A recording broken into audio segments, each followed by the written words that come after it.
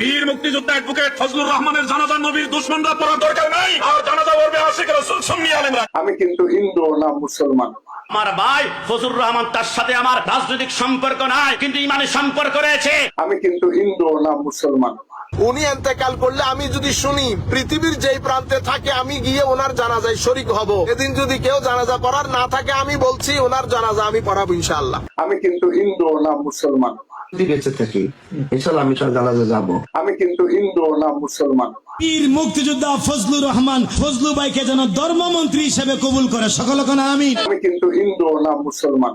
7 দিন পরে আমার মা বাবা মৌলভী সাহেব ডাহে, আমি মুসলমান হইলে আমার ছেলে হইলে আমার বাবার নামটা রাখা দিয়ে দেয়। ওই যে দিন থেকে আকিকা করলো, নাম রাখলো, সেই দিন থেকে আমি মুসলমানের ঘরে জন্মগ্রহণ করার কারণে মুসলমান হইলাম।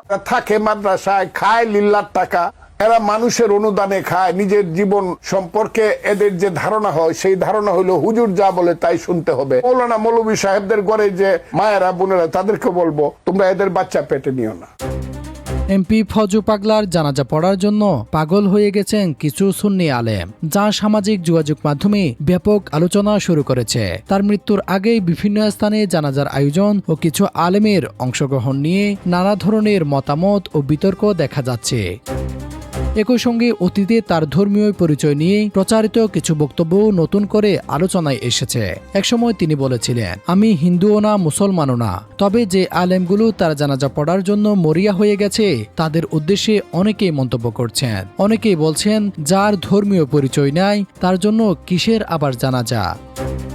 আবার অনেকেই বলছেন, সামান্য কিছু টাকা ও ক্ষমতার লোভে অনেকেই নিজের ঈমানকে বিক্রি করে দেয়। দর্শক, ফজু পাগলার এই বক্তব্য, আমি হিন্দুও না মুসলমানও না, তার উদ্দেশ্যে আপনি কি বলবেন? আপনার কি মনে হয় সে মুসলমান কিংবা হিন্দু, নাকি সে অন্য কিছু? অবশ্যই কমেন্ট করতে ভুলবেন না।